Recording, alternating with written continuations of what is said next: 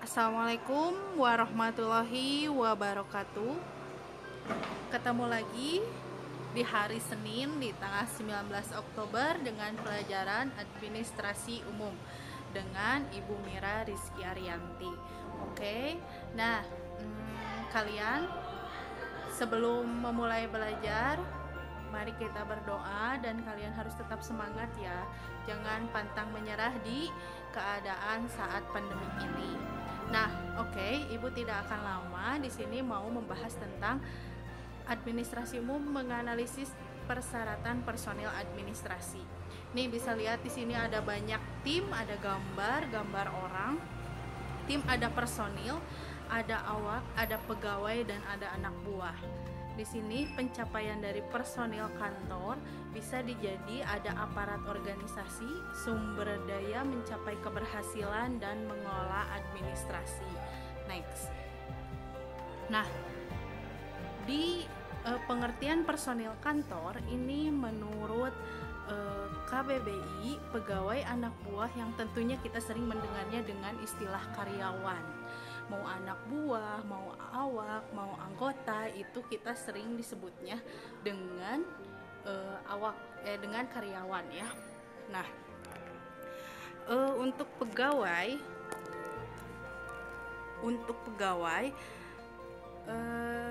pegawai negeri, ada pegawai yang bekerja pada instansi pemerintah dan digaji oleh pemerintah. Ya, kalau untuk pegawai swasta di sini pegawai yang bekerja pada perusahaan swasta di luar instansi pemerintah dan digaji oleh perusahaan swasta. Nah, yang ketiga ada pegawai tetap. Kalau pegawai tetap di sini ada pegawai yang sudah resmi diangkat memiliki status pegawai dengan gaji dan tunjangan yang tetap, baik bekerja di instansi pemerintah maupun swasta. Next. Nah, ini ada timeline style-nya.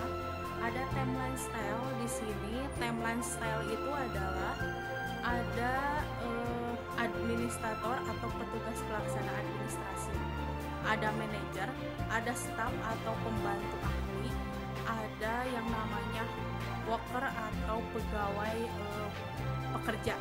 Nah, di sini adalah orang yang menentukan garis-garis besar kebijakan dan tujuan yang harus dijalankan oleh kantor sebagai pedoman dalam pelaksanaan kegiatan untuk mencapai tujuan yang telah ditetapkan.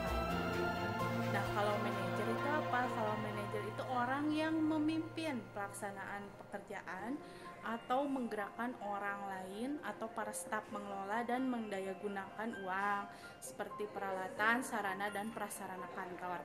Nah, kalau staf pembantu ahli itu para tenaga ahli karena kecakapan dan kemampuan dalam bidangnya yang bertugas yaitu membantu administrator dan manajer untuk melaksanaan pekerjaannya.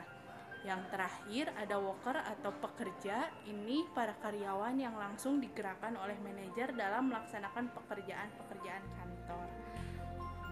Nah, tugas dan tanggung jawabnya apa aja sih dari personil kantor?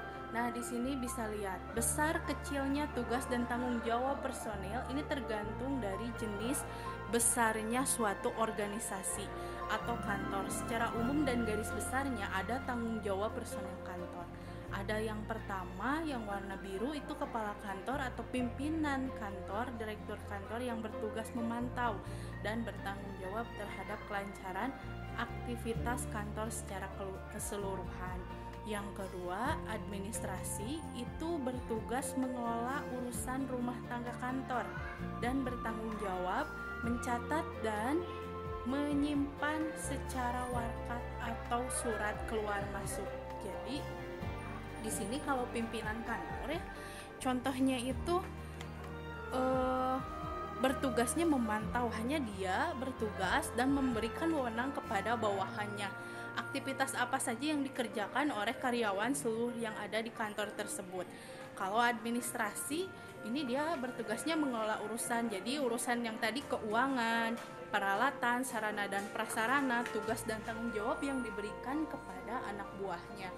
Kalau bagian keuangan atau kasir, dia bertanggung jawab kepada pengelolaan keuangan atau mengatur arus kas keluar dan masuk. Ini biasanya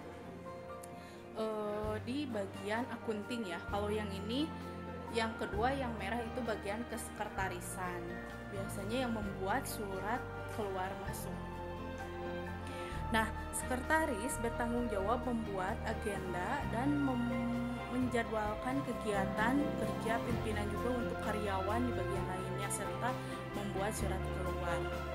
Terus yang terakhir ada penerima tamu. Ini dia bertanggung jawab atas pelayanan terhadap tamu atau orang-orang yang mempunyai kepentingan terhadap tamu. Next. Nah, apa saja sih perangkat kerja personil kantor? Ada ya. Pada umumnya perangkat kerja yang ditentukan ini berupa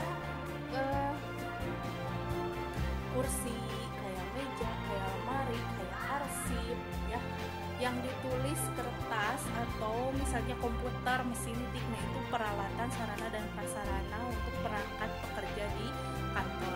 Nah, yang pertama dengan Microsoft Word, berarti dia menggunakan komputer ya. Nah, itu untuk perlu untuk mereport atau berulang kali mengetik surat.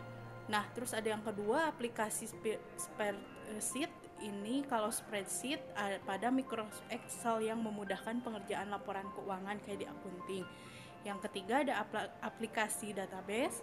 Yang keempat ada alat scanner. Yang kelima ada local area networking. Yang keenam ada email.